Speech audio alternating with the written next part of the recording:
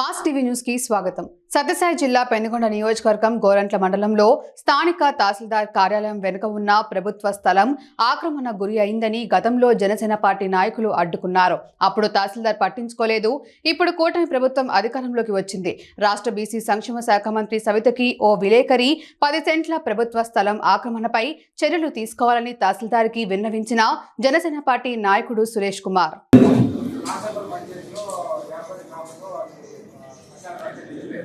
అదే సభ్యులు చెప్తున్నారు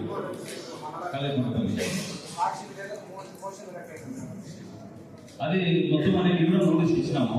వాళ్ళు హైకోర్టు నోటీస్ ఇస్తేనే ఉంటారు. చెప్పండి సార్ మేడం, మొదలు హైకోర్టు